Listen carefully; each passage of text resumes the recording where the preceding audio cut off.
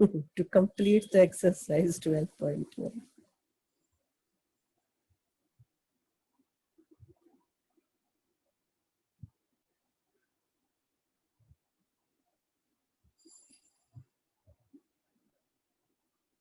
Who's going to start?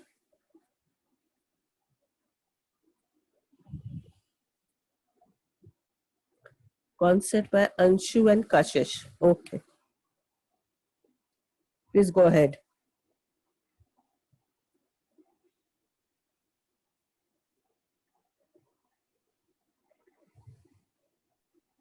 Good morning, ma'am. Good morning, beta. Kashish annotations on करते हो गए। तो इसमें बहुत सी टर्म्स हैं जो हमने पढ़ रखी हैं पहले से ही 9th क्लास में, जैसे सेगमेंट्स, सेक्टर्स। अब हमें ये पता है कि सेगमेंट्स भी दो होती हैं, माइनर सेगमेंट्स और मेजर सेगमेंट्स, और सेक्टर्स भी दो टाइप के होते हैं, माइनर सेक्टर्स और मेजर सेक्टर्स। तो इसमें हमें कहा है और हमें पता है एंगल AOB जो है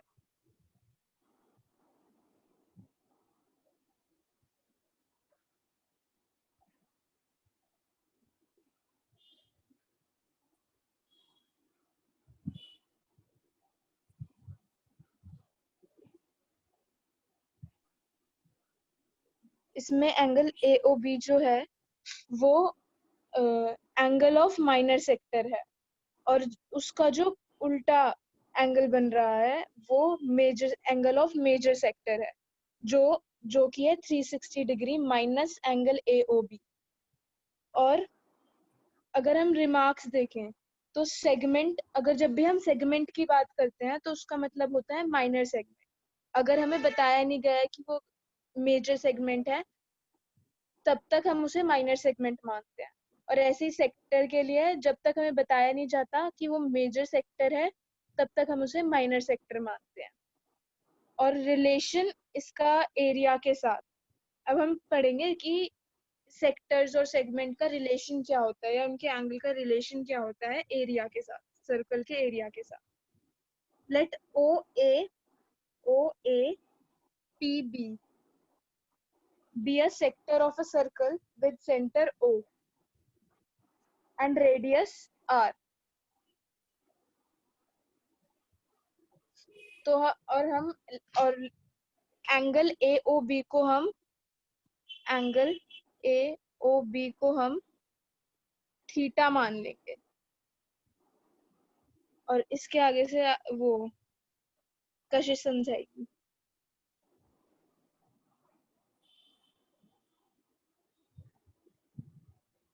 हेलो कशिश आ रहे हो बेटा? कशिश? Yes ma'am, yes ma'am. हाँ जी, आ जाओ।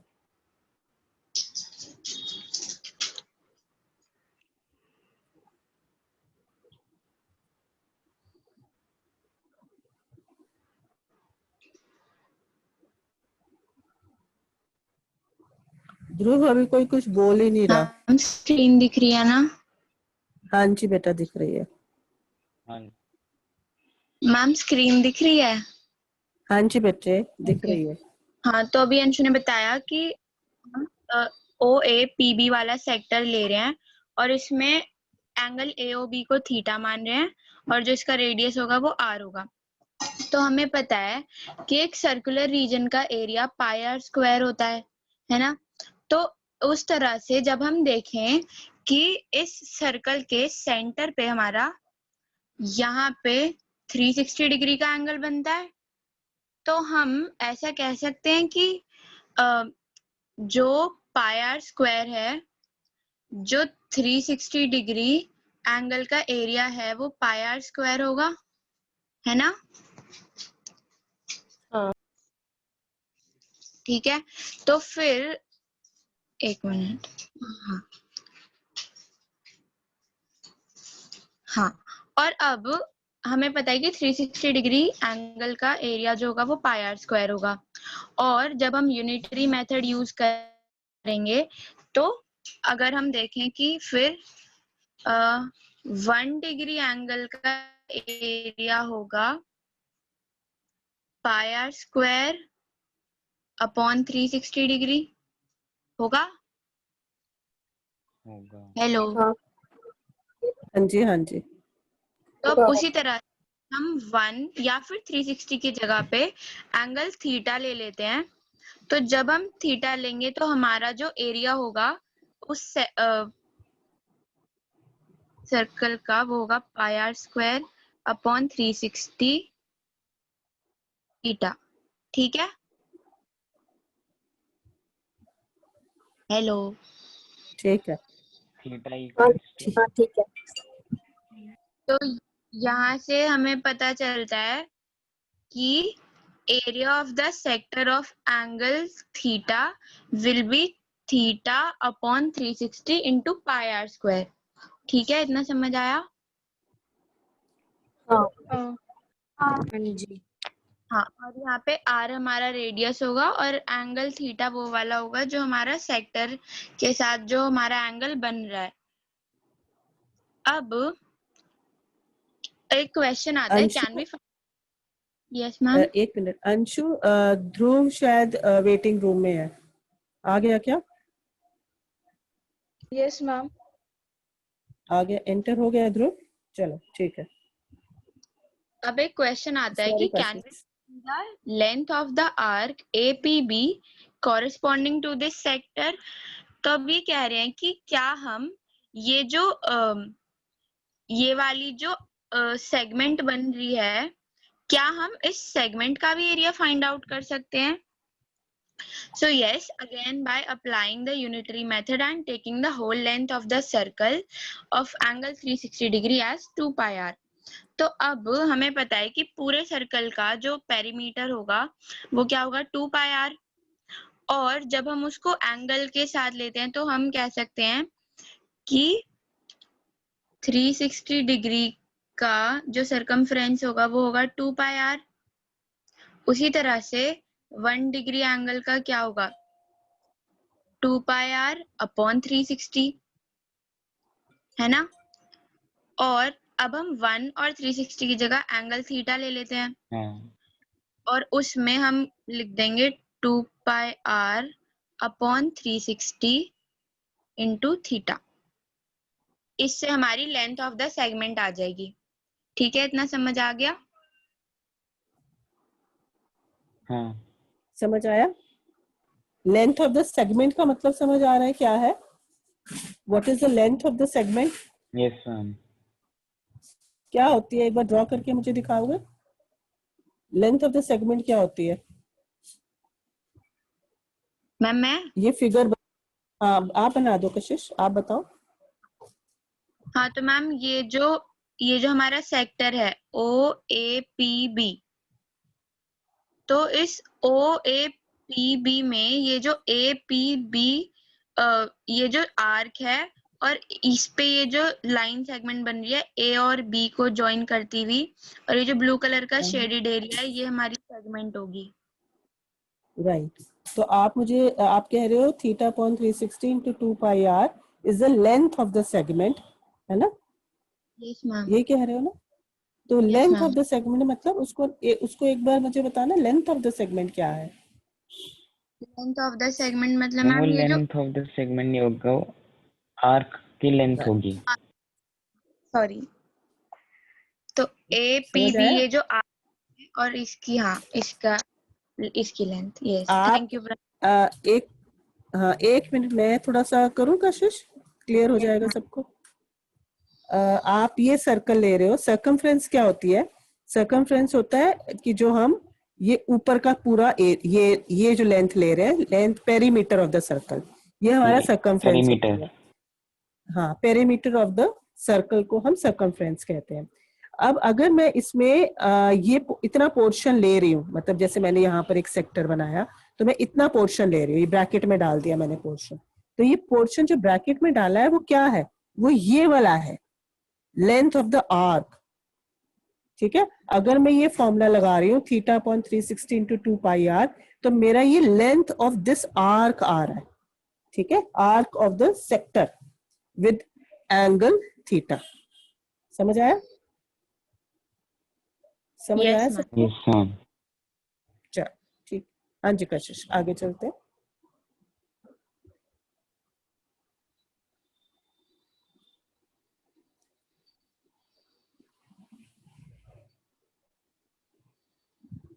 कनक है हमारे साथ। कनक का फिर नेटवर्क का इशू आ रहा लग रहा है मुझे। मैम नहीं है। हाँ नहीं है। हाँ जी, अंशु कौन समझा रहा है बेटा? कनक नहीं है।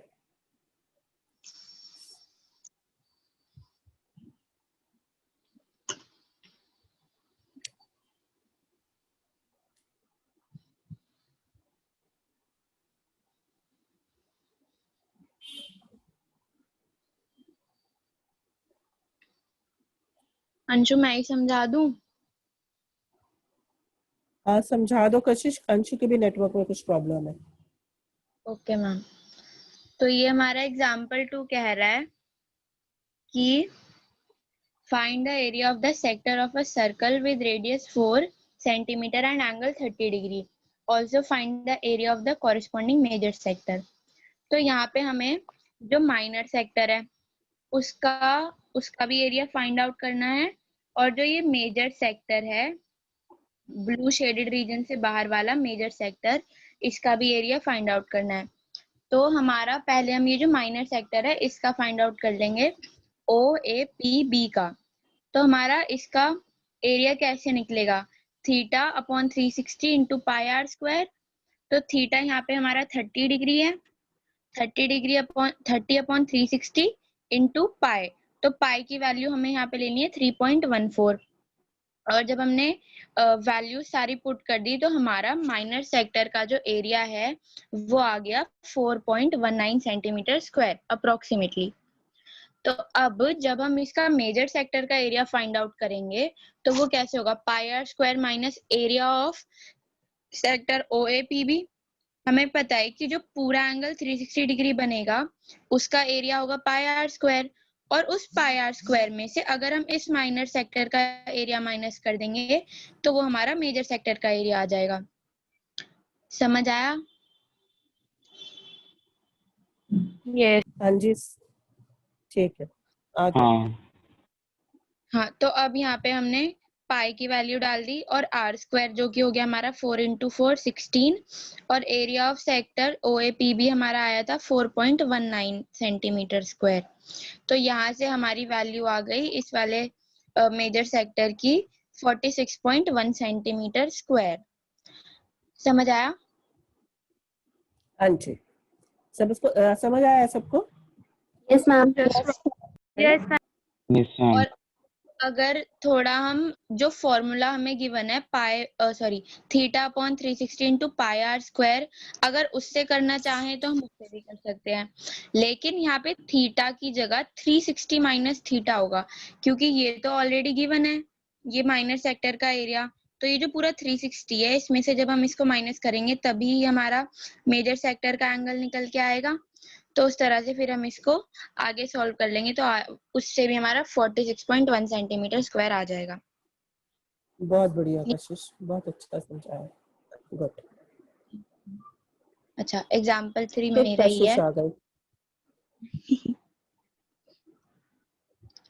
अब एग्जाम्पल 3 है, find the area of segment AYB of segment AYB if radius of the circle is 21 centimeter and AOB is 120 degree और पाई की वैल्यू दी हुई है 22/7। तो हमने जो फॉर्मूला पढ़ा था वो लेंथ का पढ़ा था कि length of an arc of segment कैसे निकालते हैं, लेकिन यहाँ पे हमें एरिया दिया हुआ है। तो यहाँ पे अगर हम पीछे जाएंगे तो यहाँ पे ये नोट में दिया हुआ है कि एरिया ऑफ कहाँ गया? हाँ चलो, तो हम इसको ऐसे भी कर सकते हैं कि हमारा ये वाला जो ये पूरा सेक्टर बन रहा है AOBY, है ना, ये पूरा हमारा सेक्टर बन रहा है। तो इस सेक्टर को अगर हम डिवाइड कर लें तो हमारे पास आ जाएगा ये ट्रायंगल AOB, और ये हमारे पास ये सेगमेंट बच जाएगी, है ना, सेगमेंट बच जाएगी AYB। तो अगर हमें एरिया ऑफ AYB निकालना है तो हम कैसे करेंगे उसको, कोई बता सकता है? हाँ जी, कोई नहीं बता सकता, बहुत इजी है। क्या? हाँ जी, हाँ बोलो। मैंने रीजॉइन किया था तो मैंने सुना नहीं। हम मैम AYB जो, सब्ट्रैक्ट करेंगे, ठीक है, ध्रुव ने बता दिया, सब्ट्रैक्ट करेंगे। यस मैम, तो हमारा ये जो पूरा सेक्टर माइनर सेक्टर बन रहा है AOBY, इसमें जब हमने ट्रायंगल और सेगमेंट को अलग अलग कर दिया तो हम इस पूरे पहले सेक्टर का एरिया निकाल लेंगे और फिर इस ट्रायंगल का एरिया निकाल लेंगे, और एरिया सेक्टर के एरिया में से ट्रायंगल का एरिया को सब्ट्रैक्ट कर देंगे तो हमारे पास सेगमेंट का एरिया आ जाएगा। ठीक है, समझ आया बहुत सबको? बढ़िया। हाँ। तो अब यहाँ हाँ पे हमारी कैलकुलेशंस आ गई। अब OAYB का हमने एरिया निकालना है, तो थीटा यहाँ पे हमें गिवन है 120 डिग्री और R है हमारा 21। तो जब हम इस पे अपना फॉर्मूला अप्लाई करेंगे theta by 360 into pi are square, तो हमारे पास एरिया आ जाएगा अपने सेक्टर का 462 सेंटीमीटर स्क्वायर। अब हमें OAB जो ट्राइंगल फॉर्म हो रहा है OAB, हमें उसका एरिया फाइंड आउट करना है। तो हम उसका एरिया फाइंड आउट करने के लिए हम AB पे OM को परपेंडिकुलर बना देंगे, ठीक है, उस पे परपेंडिकुलरली डाल देंगे AB पर। तो अब इस तरह से जब हम परपेंडिकुलरली इसको डालेंगे तो ये जो एंगल हमारा थीटा 120 डिग्री है ये 60-60 में डिवाइड हो जाएगा, है ना, हाँ 60-60 में डिवाइड हो जाएगा। और जो OA और OB है वो तो हमारा है ही रेडियस, तो वो 21-21 इक्वल है। और यहाँ पे हमारा एंगल AOM और BOM वो भी इक्वल है।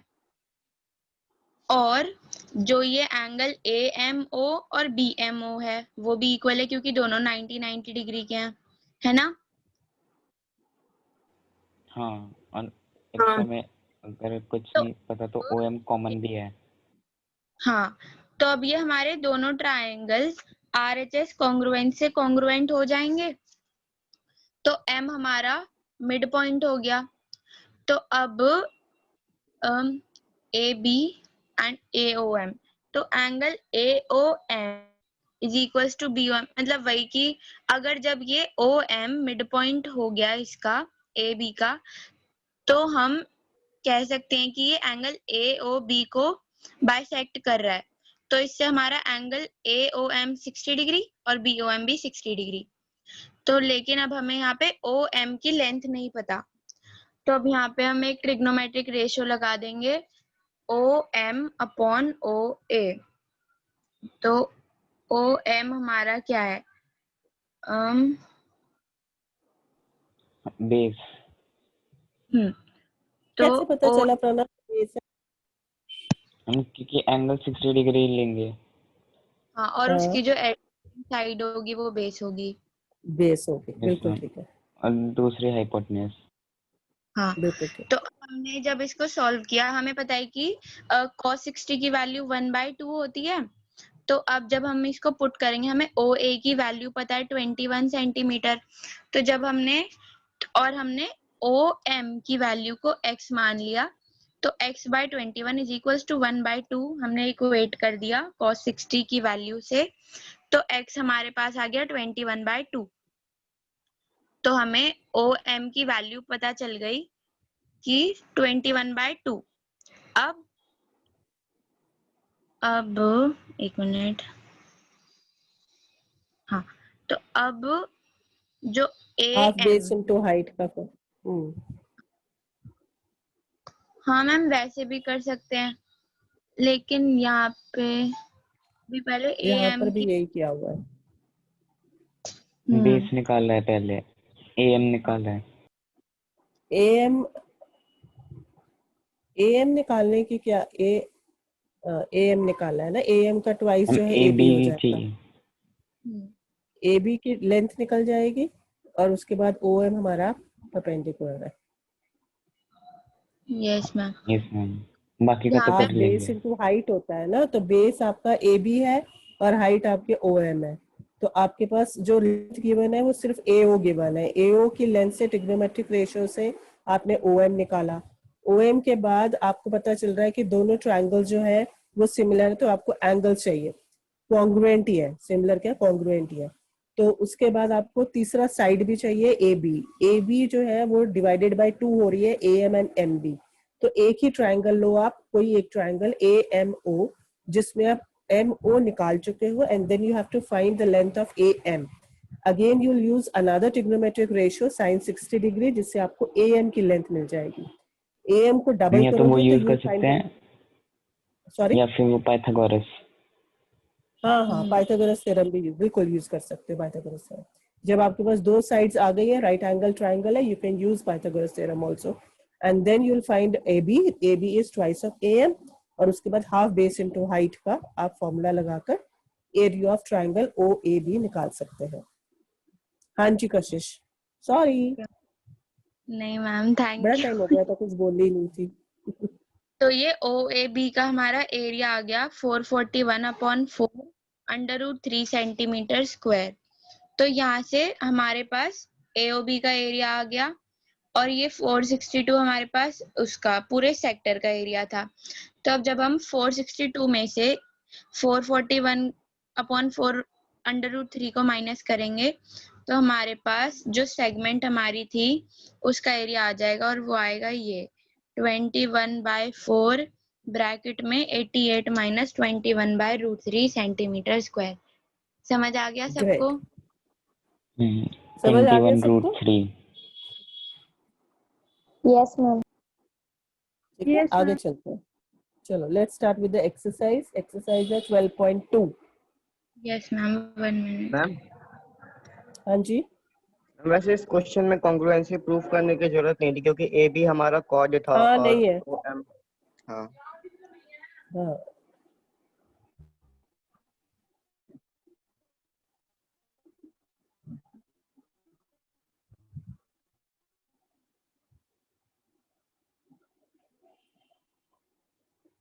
हाँ जी कशिश, will start with question number 2। Exercise 12.2 question number 2। 2 क्या हुआ है? नहीं तो ये क्लास और आगे जाएगी, बहुत सुंदर सुंदर सीनरीज डाली हुई है। तरुणा, आजा तरुणा, आसान है ये भी वैसे। Morning ma'am. गुड मॉर्निंग बेटा। क्वेश्चन नंबर 2 है, we have to find the area of a quadrant of a circle जिसकी सर्कमफ्रेंस हमें दे रखी है 22 centimetres and we have to take pi as 22/7। अच्छा, मुझे तो पता इसमें हमें करना है क्वाड्रेंट क्या चीज है, मैंने सिर्फ इसलिए करवाया है ये क्वेश्चन। एक सर्कल का 1/4 1/4। पार्ट, अगर एक सर्कल के हम डिवाइड करते हैं, दो डायमीटर्स को ज्वाइन करते हैं, नहीं दो डायमीटर्स को नहीं मैम, एक सर्कल को 4 पार्ट्स पे पार्ट्स में डिवाइड करेंगे तो जो एक पार्ट होगा 4 में से वो एक क्वाड्रेंट होगा। बिल्कुल ठीक है। क्वाड्रेंट वर्ड और कहाँ पढ़ा है तुमने? मैम कोऑर्डिनेट ज्योमेट्री हम first coordinate quadrant, geometry very second में गुड। कोऑर्डिनेट ज्योमेट्री में कितने क्वाड्रेंट्स होते हैं? कोऑर्डिनेट ज्योमेट्री में 4। 4 क्वाड्रेंट्स। फोर। बहुत बढ़िया, थैंक यू, बस यही पता करना था। और आगे के क्वेश्चन आसान है। हाँ जी तरुणा बताओ। Yes ma'am.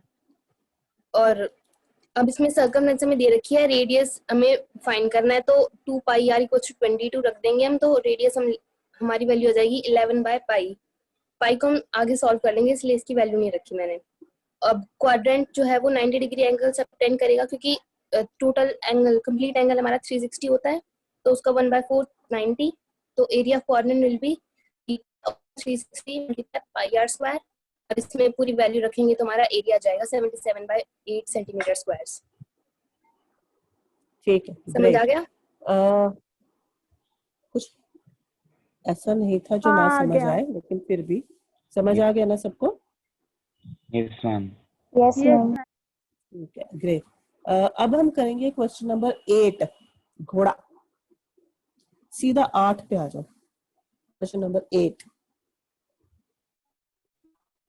ये चैप्टर बहुत इजी है। सब कुछ इजी था, मुश्किल क्या लगा तुझे अभी तक? नहीं, ये वाला तो कितना बहुत छोटा सा ज्यादा घोड़ा। इजी है। छोटा सा घोड़ा। Good afternoon ma'am. हाँ जी, कौन? गुड आफ्टरनून बेटा। क्वेश्चन है मैम आदित्य। हाँ जी आदित्य। क्वेश्चन है a horse is tied to a peg at one corner of square shaped grass field of side 15 metre.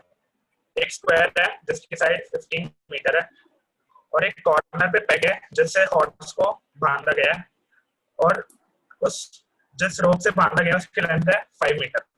तो हमें निकालना है the area of that part of the field in which the horse can use। और second part में the increase in the grading के बारे में है। Next slide.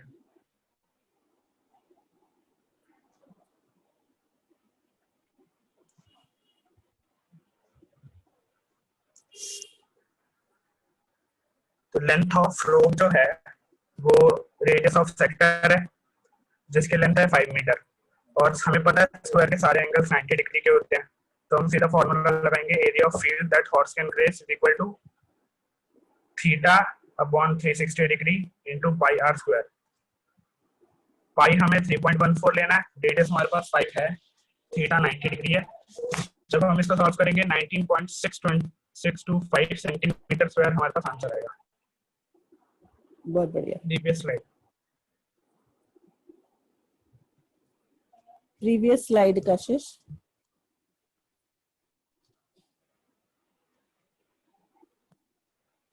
सेकंड पार्ट में बोल रखा है the increase in the grading area if the rope were 10 meter long instead of 5 meter। तो अगर हम 5 मीटर की जगह 10 मीटर की रोप लेते हैं तो हमें एरिया निकालना है जो कि हॉर्स ग्रेस कर सकता है और फिर हमें एरिया इंक्रीज फाइंड करना है।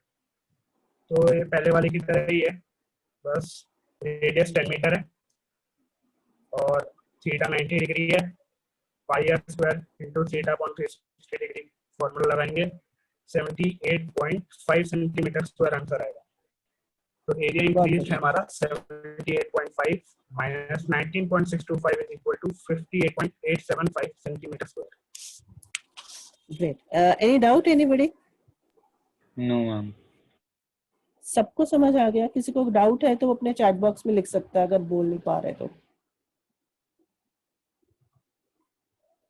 सबको समझ आ गया? Yes ma'am. चलो आगे चलते हैं। इजी था, thank you. Question number 9, Radhika. बहुत सुंदर है। Good morning everyone।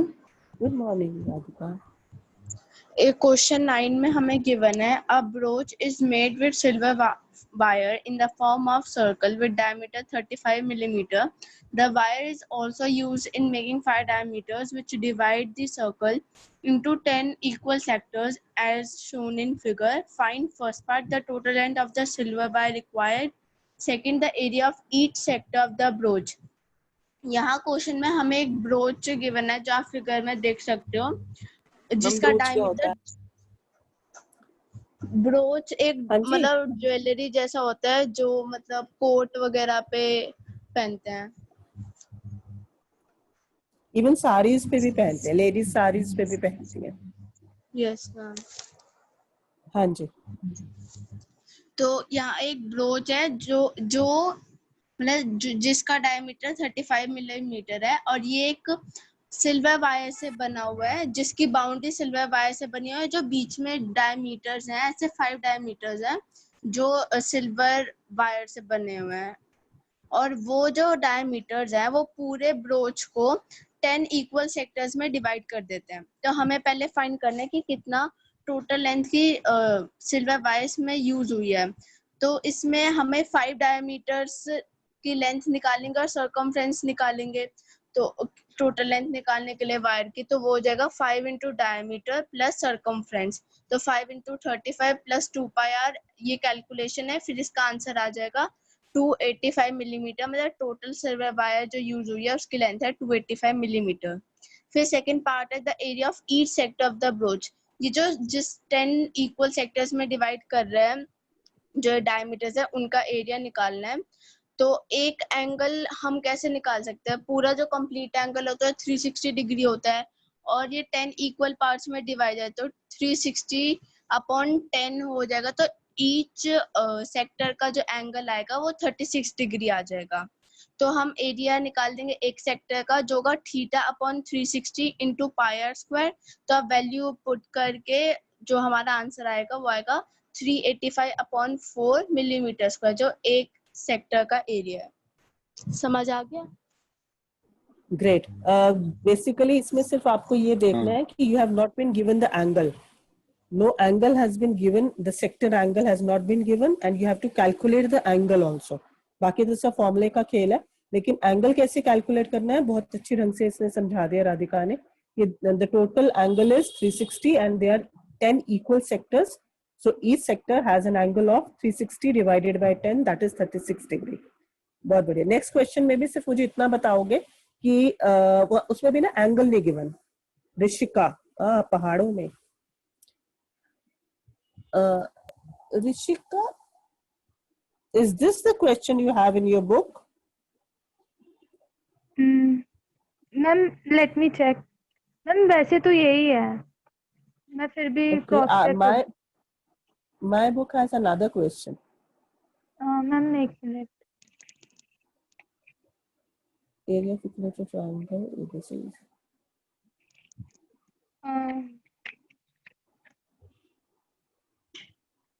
Ma'am yes ma'am umbrella वाला है। मैं वो गलत क्वेश्चन हो गया ये। तो मैम मैं आपको फिर भी यस मैम। हेलो, हाँ जी बोलो। तो मैम मैं आपको वैसे मैं कॉन्सेप्ट बता देती हूँ उस क्वेश्चन का। ठीक है, बता दो। ओके, सो हमारे पास क्वेश्चन है कि an umbrella has 8 trips which are equally spaced, और फिगर है हमारी, एक मिनट। हमारे पास एक अम्ब्रेला है जो फ्लैट करने के बाद कुछ ऐसा लगता है, और जिसमें 8 वो हैं। 1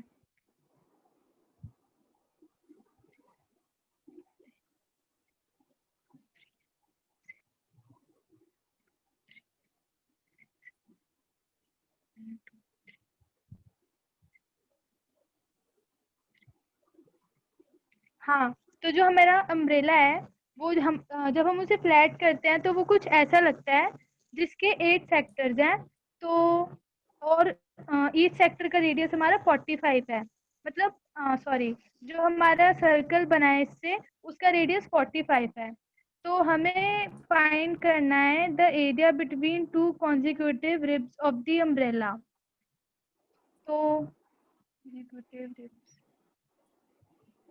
तो हमें एरिया फाइंड करना है। एक minute. Two consecutive rings, two consecutive ribs of the umbrella का मतलब क्या है?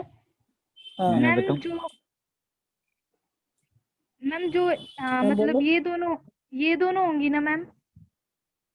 हाँ, ऊपर आपने 3 लाइंस ड्रॉ की हुई हैं, मुझे 3 दिख रहे हैं रेडियस। कंसेक्यूटिव रिब्स कौन से हुए इनमें से? मैम जो रेड से ड्रॉ करा है मैंने। नहीं बच्चे, हम 2 रेडियस की बात की है उन्होंने।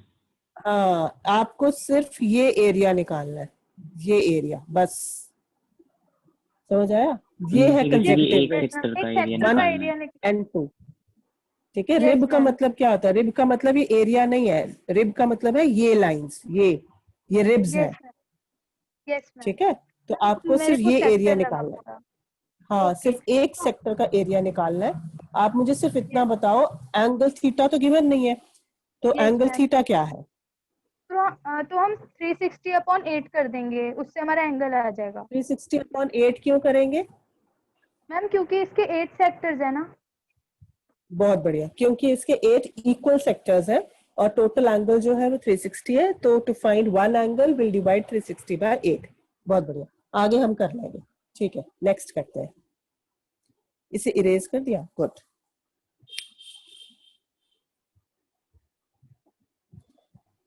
Good morning, everyone. Good morning Question 11 है. Morning, ma'am. Question 11 है. A car has two wipers which do not overlap. Each wiper has a blade of length 25 centimeter, swiping through an angle of 115 degree. Find the total area clean at each swipe of the blades. तो जैसे हमें पता है car में wipers लगे होते हैं, तो इसमें हमें गिवन है कि कार में 2 वाइपर्स लगे हुए हैं। एनोटेशंस बन रहे हैं, ठीक है, आगे। तो एक ये कार का फ्रंट मिरर है जैसे हमारा, और तो इसमें ये भी मिडल पॉइंट है, यहाँ पे हमारे 2 वाइपर्स लगे हुए हैं, और ये जो एरिया क्लीन कर रहे हैं वो यहाँ पे हमें एंगल गिवन है 115 डिग्री, ठीक है। और यहाँ पे हमारा दूसरा वाइपर है, मतलब दोनों ओवरलैप नहीं कर रहे एक दूसरे को, अलग अलग है। ये भी 115 है, वो थोड़ा लग नहीं रहा पर है ये 115, और हमें मतलब लेंथ दे रखी है उनके ब्लेड की 25 सेंटीमीटर, तो ये हमारा 25 सेंटीमीटर है दोनों की लेंथ। तो हमें एरिया निकालना है, ये कितना क्लीन करेंगे, तो ये हमारा एरिया हो जाएगा, ठीक है। तो फिगर समझ आ गई सबको? हाँ, कॉन्सेप्ट समझ आ गया, क्योंकि फिगर जो आपने बनाई है ना, एक्चुअली में वाइपर्स ऐसे काम नहीं करते हैं ऐसे नहीं चलते। चलो कोई बात नहीं, लेकिन we have understood what you are trying to say, but the thing is, क्योंकि मैं गाड़ी चलाती हूँ, मुझे पता है वाइपर्स कैसे काम करते हैं, लेकिन it's fine. I hope everybody has understood what she is trying to say. Yes ma'am. हाँ जी, हाँ रीना आगे बोलो बेटा। तो यहाँ पे हमें रेडियस दे रखा है 25 सेंटीमीटर, और थीटा पे गिवन है हमें 115 डिग्री। तो यहाँ पे हम एरिया निकालने के लिए theta upon 360 into pi are square कर देंगे। तो यहाँ पे हमारी 1 ब्लेड की, तो 1 ब्लेड का एरिया हो जाएगा ये, और दोनों का निकालना है, दोनों की सेम डायमेंशन है, सेम एंगल है, तो इंटू 2 कर देंगे, तो हमारा एरिया आ जाएगा 125 upon 126 centimetre square. Great. Yeah, आसान था। Next question is also again very easy. उसके बाद भी आसान, उसके बाद वाला कर लेते हैं, चलो 13th कर लेते हैं। वंशिका, क्या वादियों की फोटोग्राफ्स खींच के लगाई है मैंने इस पर। हम हिल स्टेशन है सारे। सारे हिल स्टेशन है, बहुत सुंदर है। तो सब बंद हो गया। हाँ जी वंशिका, आ जाओ बेटा। Good morning ma'am. Good morning बेटा। So question 13 है, a round table cover has 6 equal designs as shown in figure. If the radius of the cover is 28 centimeter, find the cost of making the designs at the rate of rupees 0.35 per centimeter square. Use √3 is equals to 1.7. तो हमें round table cover दिया हुआ है, और उस पर design है, जैसे कि ये ऑरेंज पार्ट से देख सकते हैं। और इस राउंड टेबल कवर जो है, इसका रेडियस जो है वो 28 सेंटीमीटर है, और 1 सेंटीमीटर स्क्वायर की जो कॉस्ट है वो रुपीज 0.35 है। तो हमें सारे डिजाइन की कॉस्ट निकालनी है कि टोटल कॉस्ट क्या होगी। तो ये जो ये बन रहा है हमें एग्जैक्टली, अगर हम वंशिका, अगर मैं एग्जैक्टली मैथमेटिकली देखूं तो मुझे किस चीज का एरिया निकालना है? मैम ये जो ऑरेंज पार्ट है ना, ये सारा। तो ऑरेंज पार्ट क्या बन रहा है, क्या वर्ड है इसको, क्या नाम देंगे इसको? Ma'am segment. Segment, right. ये मिठा सुंदर, बहुत सुंदर लग रहा है, थैंक यू। हाँ जी वंशिका। तो मैम ये सारे सेगमेंट इक्वल है, क्योंकि हमें क्वेश्चन में दिया हुआ है ये सारे सेगमेंट इक्वल है। तो हम अगर एक का निकालेंगे तो सबका निकालने के लिए हम 6 से मल्टीप्लाई कर देंगे। तो जो बहुत अच्छा। अगर हम sector A O P B लें तो इसमें जो ये कॉर्ड है ए बी वो सेंटर पर 60 डिग्री का एंगल सबटेंड करेगी, क्योंकि ये सारी कॉर्ड्स इक्वल है तो हम 360 डिग्री अपॉन 6 कर देंगे। फिर उसके बाद हम जो ट्रायंगल लेंगे ओ ए बी, उसमें जो एंगल ओ ए बी और ओ बी ए है वो इक्वल होगा, क्योंकि O A is equals to O B होगा, क्योंकि रेडियस है। तो ये एंगल भी इक्वल हो जाएंगे। तो एंगल ओ ए बी और ओ बी ए जो है वो भी 60 डिग्री के आएंगे। तो ये एक इक्विलेटरल ट्रायंगल हो जाएगा, angle O A B. Next slide.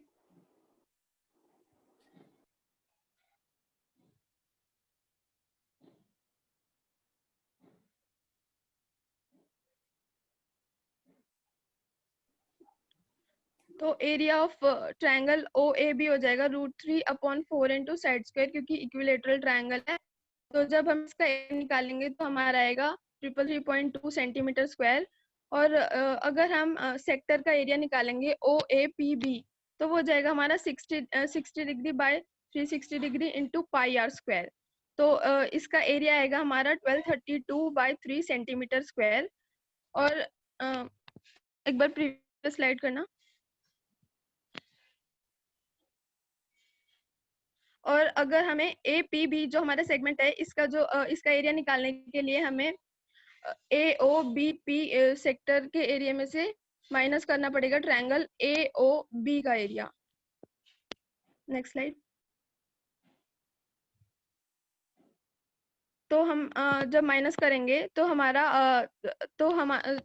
आएगा 1232 माइनस 333.2 सेंटीमीटर स्क्वायर। और ये हमारा एक सेगमेंट का एरिया है। और अगर हमें 6 सेगमेंट का एरिया निकालना है तो इसे 6 से मल्टीप्लाई कर देंगे तो आ जाएगा हमारा 464.8 सेंटीमीटर स्क्वायर। और हमें क्वेश्चन में दिया हुआ था कि 1 सेंटीमीटर स्क्वायर का जो कॉस्ट है वो 0.35 है। तो 464.8 सेंटीमीटर स्क्वायर का जो कॉस्ट होगा वो मल्टीप्लाई करके आ जाएगा हमारा 162.68 रुपीज। आगे समझ? हाँ हाँ जी, everybody has understood? Yes ma'am. Great. अब अटेंडेंस की बारी। ठीक है, लास्ट क्वेश्चन तो एमसीक्यू है वो आप खुद करना। अब अटेंडेंस की बारी। जाग रहे हैं सब? Yes ma'am. Yes ma'am. Yes ma'am. सब जाग रहे हैं तो अटेंडेंस की बारी। अब चैट बॉक्स खोल लो, क्वेश्चन पूछ रही हूँ। Thank you for being a part of this meeting.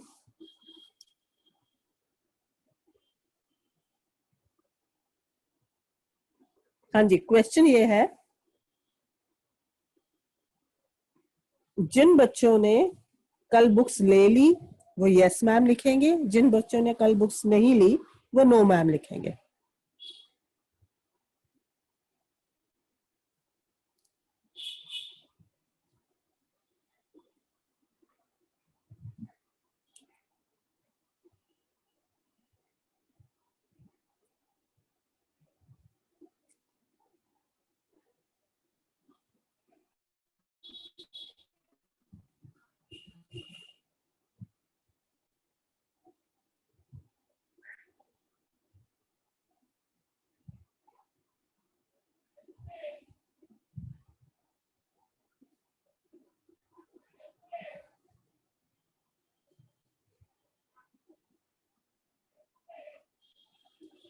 चलो, प्रशांत तक सबका हो गया।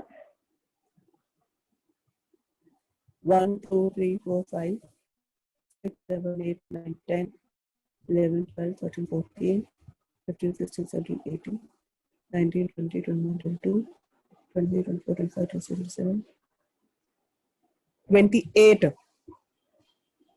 I have only 28 responses. तो मतलब कुछ बच्चे सो रहे हैं, उनकी अटेंडेंस नहीं लगेगी, क्योंकि आपके रिस्पॉन्सेस का ही मैं स्क्रीनशॉट लेती हूँ।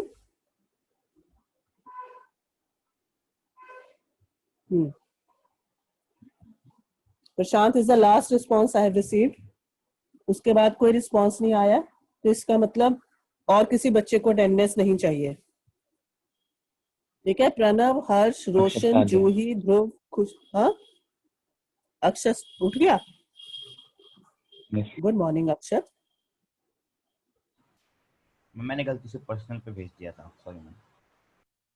पर्सनल पे भी किसको भेजा है? मेरे पास तो पर्सनल पे भी नहीं आया। अच्छा, किसी और को भेज दिया था। यस मैम, गलती से भेज दिया, सॉरी मैम। हाँ, फरहान तुम्हारा यस है कि नो है? अच्छा, what do you have to respond to, whether you have taken their books और नॉट।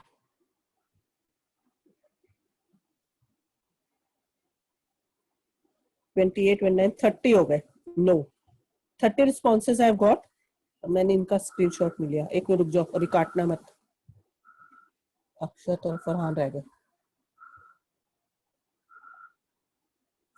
बस अब खत्म। This is the last response I have got. उसके बाद अभी भी वैसे कुछ बच्चे बचे हैं। 30 रिस्पॉन्सेज हैं एंड वी हैव 32 स्टूडेंट्स। मतलब 2 बच्चे अभी भी सो रहे हैं। I don't know who the students are. I check भी नहीं करूंगी मैं।